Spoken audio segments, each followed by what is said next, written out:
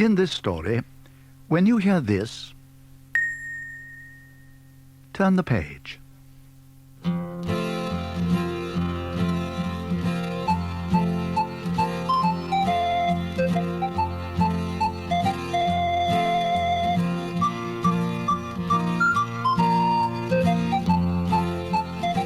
Paddington at the station.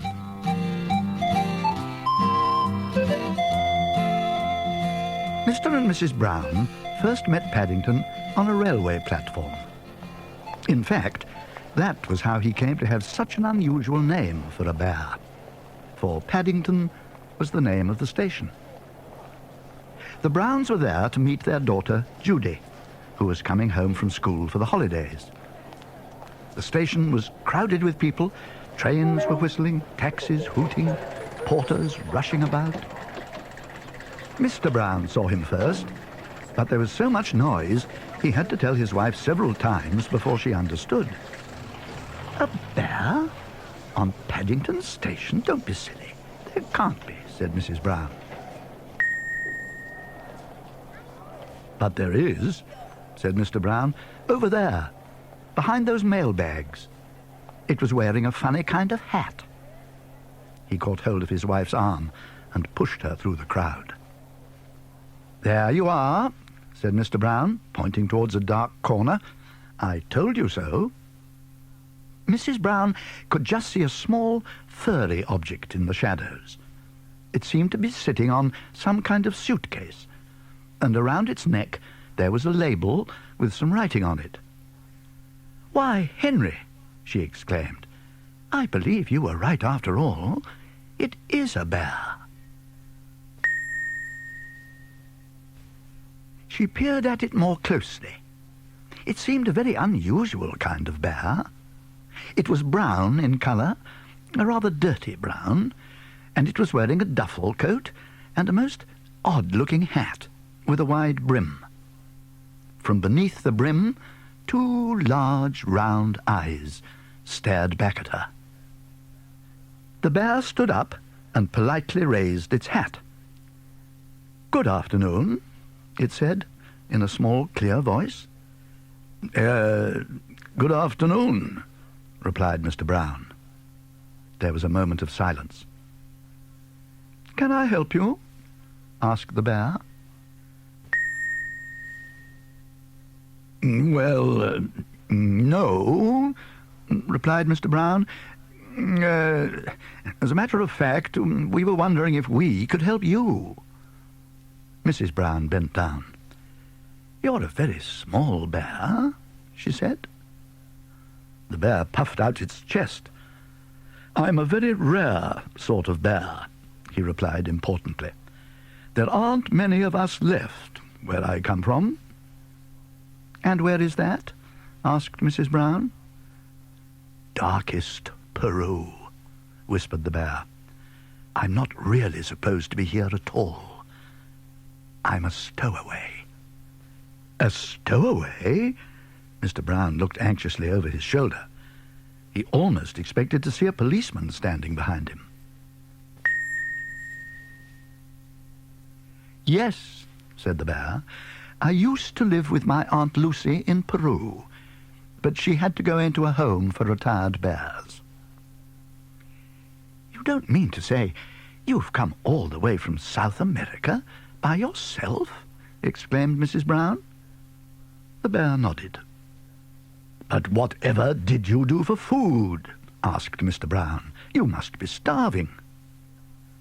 Bending down, the bear unlocked the suitcase with a small key, which it also had round its neck, and brought out an almost empty jar. "I ate marmalade," he said, rather proudly. "Bears like marmalade. And I lived in a lifeboat."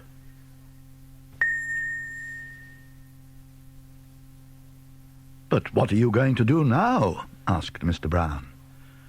"Oh, I shall be all right, I expect."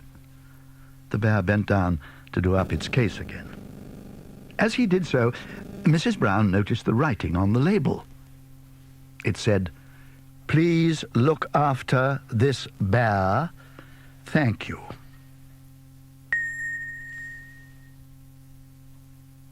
"Oh, Henry," she said, "what shall we do? We can't just leave him here. There's no knowing what might happen to him. Can't he come and stay with us for a few days?" She looked down at the bear. "He is rather sweet, and he'd be such company for Jonathan and Judy. They'd never forgive you if they knew you'd left him here." Mr. Brown looked doubtful. He bent down. "Would you like to come and stay with us?" he asked. "That is, if you've nothing else planned." The bear jumped, and his hat nearly fell off with excitement. "Ooh, yes, please. I should like that very much. I've nowhere to go, really."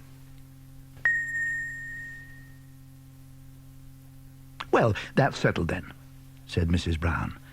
"And you can have marmalade for breakfast every morning."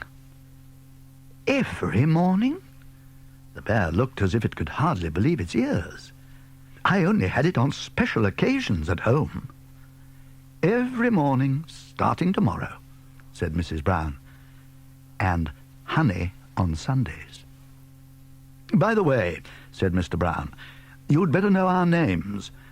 This is Mrs. Brown, and I'm Mr. Brown." The bear raised its hat politely, twice.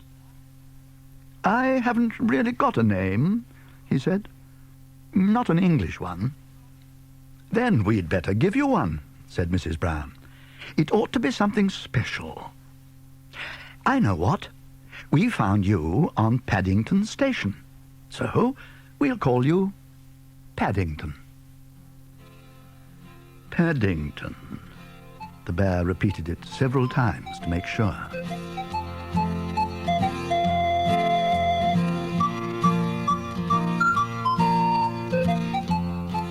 When the music stops, turn your cassette over.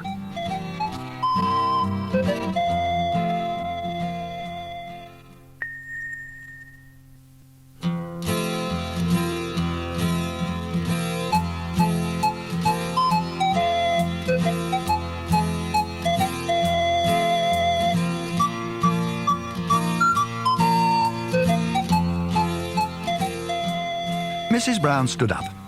"Good. Now, Paddington, I have to meet our little daughter Judy off the train. I'm sure you must be thirsty after your long journey.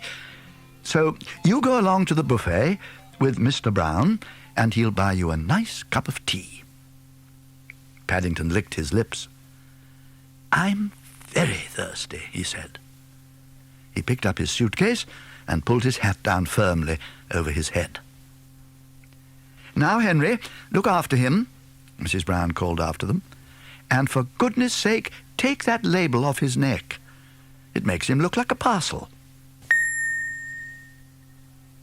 Mr. Brown found a table for two in a corner of the buffet. By standing on a chair, Paddington could just rest his paws comfortably on the top.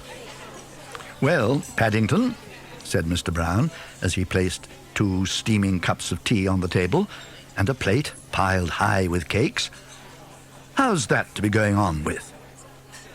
Paddington's eyes glistened. "It's very nice, thank you. Do you think anyone would mind if I stood on the table to eat?" Before Mr. Brown could answer, he had climbed up and placed his right paw firmly on a bun. It was a very large bun, the biggest and stickiest of all, and in a matter of moments, most of the inside found its way onto Paddington's whiskers. Mr. Brown stirred his tea and looked out of the window, pretending he had tea with a bear on Paddington Station every day of his life. "Henry," it was Mrs. Brown's voice, "Henry, whatever are you doing to that poor bear? Look at him. He's covered all over with cream and jam, and he's got his nose stuck in a paper cup." Mr. Brown jumped up in confusion. "He seemed rather hungry," he answered. Mrs. Brown turned to her daughter. "This is what happens when I leave your father alone for 5 minutes." Judy clapped her hands excitedly. "Oh, Daddy, is he really going to stay with us?" Paddington suddenly became aware that people were talking about him. He looked up to see that Mrs. Brown had been joined by a small girl. He jumped up, meaning to raise his hat, and in his haste slipped on a patch of strawberry jam. He waved his paws wildly in the air, and then, before anyone could catch him, he somersaulted backwards and landed with a splash, with one foot in his cup of tea. The tea was still very hot, and he jumped up again and promptly stepped into Mr. Brown's cup. Judy laughed until the tears rolled down her face. "Oh, Mummy, isn't he funny?" she cried. "He looks as though he's wearing Wellington boots." "You wouldn't think," said Mrs. Brown, "that anyone could get in such a mess in so short a time." Paddington took off his hat and started to fill it with the remains of the cakes. Mr. Brown coughed. "Perhaps," he said, "we'd better go. I'll see if I can find a taxi." Paddington stepped gingerly off the table, and Judy took one of his paws. "Come along," she said. "We'll take you home, and you can have a nice hot bath. Then you can tell me all about South America." When they came out of the buffet, Mr. Brown had already found a taxi, and he waved them across. The driver looked hard at Paddington, and then at the inside of his nice, clean taxi. "Bears is 6 extra," he said, gruffly. "Sticky Bears is 9. "He can't help being sticky, driver," said Mr. Brown. "He's just had a nasty accident." The driver hesitated. "All right, hop in." Paddington stood on a tip-up seat behind the driver, so that he could see out of the window. Mr. Brown leaned forward. "Number 32, Windsor Gardens."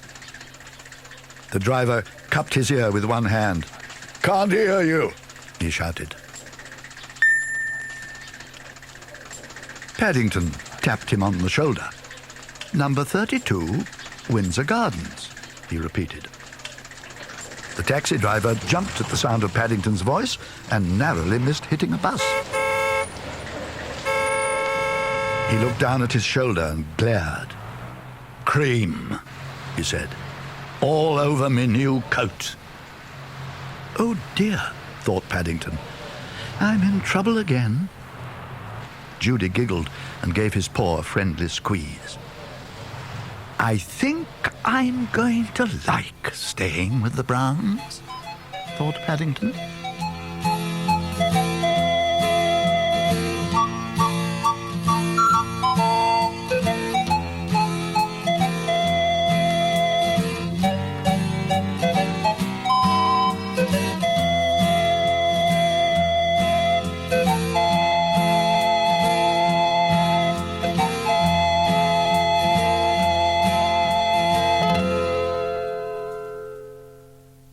There are other stories in this series about Paddington.